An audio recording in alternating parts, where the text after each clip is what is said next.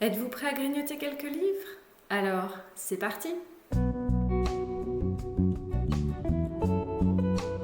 Bonjour et bienvenue sur la chaîne pour une nouvelle vidéo. Aujourd'hui, comme vous avez pu le constater, nous allons parler encore pile à lire puisque sur les mêmes dates que le Pumpkin Autumn Challenge se déroule le Cocorico Challenge. Alors, qu'est-ce que ce challenge? C'est un challenge littéraire qui permet de mettre en avant la littérature SFFF, science-fiction, fantasy, fantastique, francophone. Ce challenge a été créé par Camille de la chaîne Camelot Magicadou qui l'a transmis cette année à Lucie de la chaîne Lucie a lu et Pénélope de la chaîne Plop. Elles nous ont concocté cette année 4 menus avec 3 sous-catégories à chaque fois et on commence tout de suite. Alors vous verrez que dans ce challenge, j'ai repris certains romans que j'avais mis dans mon Pumpkin Autumn Challenge pour essayer d'en lire quand même quelques-uns et que ça me valide un peu les deux en même temps. Je n'ai pas tout repris, je n'ai pris que ceux qui étaient francophones et j'ai complété avec d'autres romans. Le premier menu concerne donc la Dark Academia avec comme première sous-catégorie Tweed. Et donc les mots-clés sont école, automne, hiver, sombre, des couleurs automnales, nostalgie. Dans cette catégorie, j'ai décidé de mettre le tome 2 du manoir de Castelcats, Les larmes de Cernunnos, de Alain T. Puységur dans les éditions Scrinéo. Je vous l'ai déjà présenté pour la palle du Pumpkin Autumn Challenge. C'est un second tome qui nous parle de chats qui font de la magie dans une école, dans une académie avec un peu de mystère. C'est un roman jeunesse et donc écrit par un auteur français. Je l'ai mis dans cette catégorie pour le terme école, puisqu'on est dans une école de magie. Le terme hiver, puisque ce deuxième tome se passe en hiver. Le premier se passait en automne, donc le premier aurait très bien pu également aller dans cette catégorie. Je l'ai mis aussi pour le terme nostalgie, puisque pour moi c'est un roman qui est assez doudou, assez cosy et donc assez nostalgique dans sa façon de me présenter l'univers. La deuxième sous-catégorie est le stylo plume, avec pour mots-clés correspondance, échange et roman choral. Alors, dans cette catégorie, j'ai mis 2 romans. Le premier, il s'agit de L'œil du calamar de Gilles Warembourg dans les éditions Atria. Alors, pourquoi dans cette catégorie? Tout simplement parce qu'en le feuilletant, je me suis rendu compte qu'il y avait des échanges d'emails, des correspondances de journaux.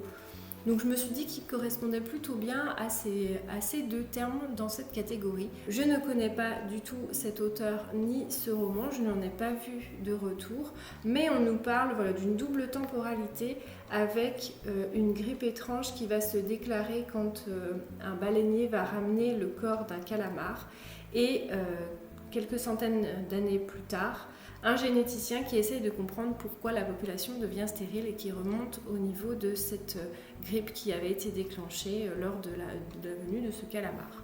Voilà, je n'en sais pas plus, on verra ce que ça donne.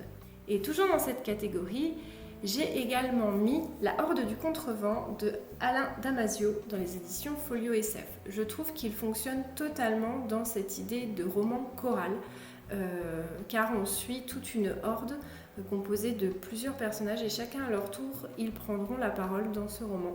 Donc voilà, je trouvais que c'était plutôt bien au niveau de ce terme-là pour ce mot-clé. Et la dernière sous-catégorie de ce menu Dark Academia, il s'agit de livres anciens avec pour mots-clés classique, bibliothèque, réécriture, mythe ou classique, voyage dans le temps, relique et la couleur dorée.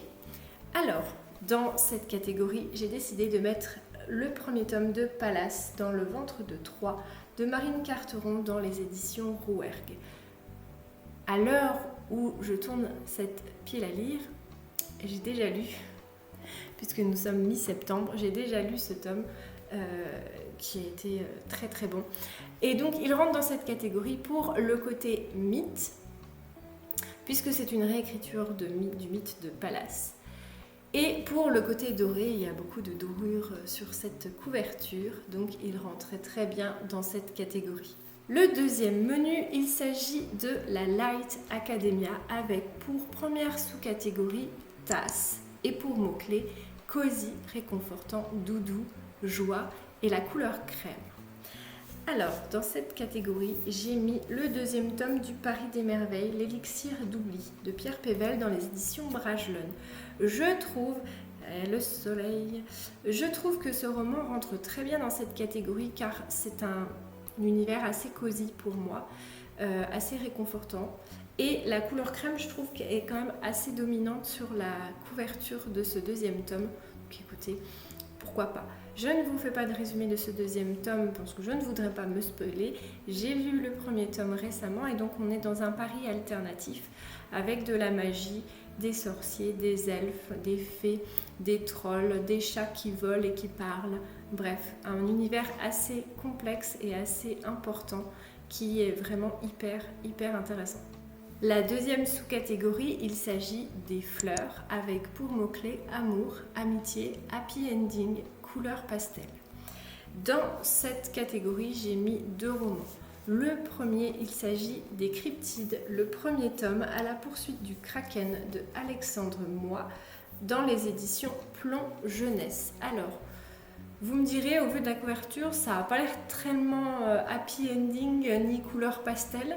Non, en effet, je le confirme, mais au niveau du résumé, on nous parle de 4 adolescents qui vont partir à la recherche du Kraken. Donc je me dis qu'il y aura sûrement beaucoup d'amitié dans ce tome, donc pour moi ça rentrait dans cette catégorie.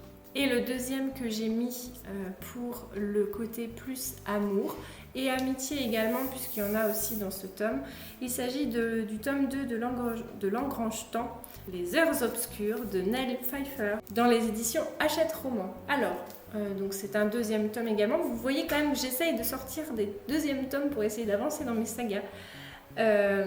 Donc c'est un tome 2 où l'on suit Sophie qui est une horlogère mais un peu particulière puisqu'elle peut parler aux horloges. Il y a toute une magie autour de ces horloges et du temps qui était très bien exploitée dans le premier tome. Et dans ce tome 2, je sais une relation amoureuse qui prendra plus de place que dans le premier tome. Donc c'est pour ça aussi que je l'ai mis dans cette catégorie. Couleur pastel, pas vraiment, mais bon, happy ending, j'espère, normalement. En tout cas, dans le premier tome, c'est ce qui était ressorti aussi à la fin. Troisième sous-catégorie, il s'agit de pinceaux avec pour mots-clés art, optimisme, créativité. Dans cette catégorie, alors je l'ai vu passer quand même dans plusieurs pales, puisque je pense qu'on est un peu tous pareils pour le résumé. J'ai mis Plein ciel de Siècle Valban dans les éditions Big Bang, donc magnifique édition, voilà, avec un très beau jaspage, je vais essayer de vous montrer, voilà. On a un triple ruban ici, bref, très bel objet livre. Pourquoi dans cette catégorie? Puisqu'on nous parle de musique, en plus je vois qu'il y a plein de notes de musique ici en bas, donc je pense qu'on est plutôt bien au niveau art. Il me semble que l'histoire se passe dans un opéra et que l'on suit également une personne qui a une magie autour des rubans. Donc je me dis les rubans et tout, ça peut être quand même considéré comme de l'art. En tout cas, je pense que le pitch est assez créatif. C'est pour ça aussi que je l'ai mis pour le côté créativité. C'est pas un pitch qu'on a l'habitude d'entendre ni de voir. Donc je me dis que ça collait plutôt bien à cette catégorie. Troisième menu, il s'agit de la Woke Academia avec pour première sous-catégorie la balance et comme mot-clé égalité, antiracisme, justice, justice sociale et la couleur argent. Dans cette catégorie, j'ai mis 2 romans. Le premier, il s'agit de Le Dieu d'automne et d'hiver de Pauline Cidre dans les éditions Projet Silex. Je l'ai mis ici pour la première phrase du résumé. Lorsque El-Kéziro, dieu de justice et de vengeance, est invoqué par un autre immortel, il sait que l'heure est grave.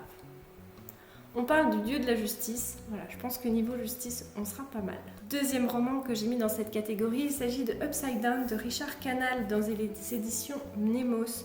Je l'ai mis ici car j'avais commencé à lire ce roman avant de le mettre en pause et dans mes souvenirs, on était quand même beaucoup sur les classes sociales et je me souviens d'un personnage qui était dans une haute classe sociale et d'un autre qui était dans une basse classe sociale.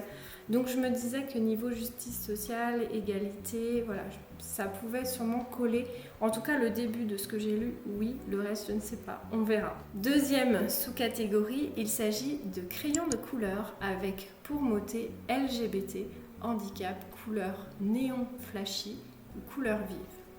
Alors, ici, ça m'a posé un peu plus de problèmes parce que c'est des lectures que j'ai toujours un peu du mal à classifier dans ces catégories-là. Parce que c'est pas forcément ce qu'on va nous dire au départ dans le pitch, donc c'est un peu compliqué de savoir ce qui nous attend.